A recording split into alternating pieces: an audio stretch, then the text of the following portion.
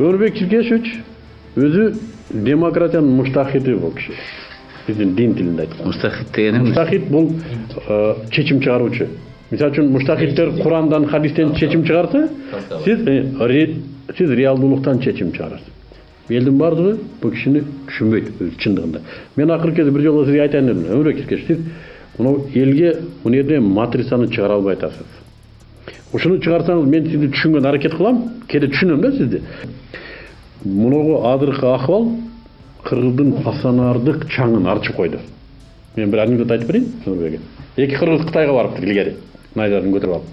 Улуу Кытай дубалында часовойлор карап туруп, кимсиңер десе, кыргыздарбыз дейт экен.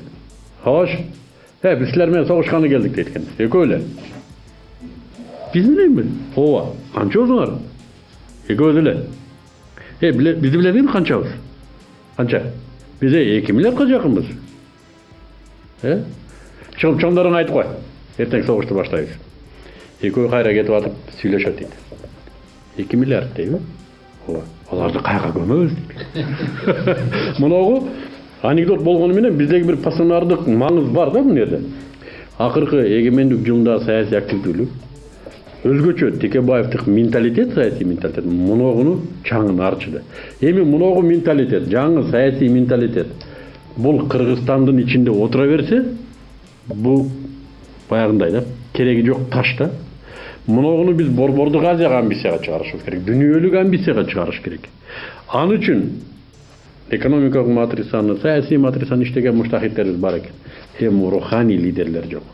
Руханий лидерлер болсо, муногу 2-3 матрицаны бириктирип, бул киши айткан бир идеянын негизинде Кыргызстандан сыртка чыгарса барбы, Кыргызстандын өнүгүүсү ушунда турат. Башка элдер Кыргызстандан куралынан эмес, анын руханий лидерлигинен жана өзүнүн ичиндеги өзгөчөлүгүнөн көз каранды болот. Мунугу менен жетектелет.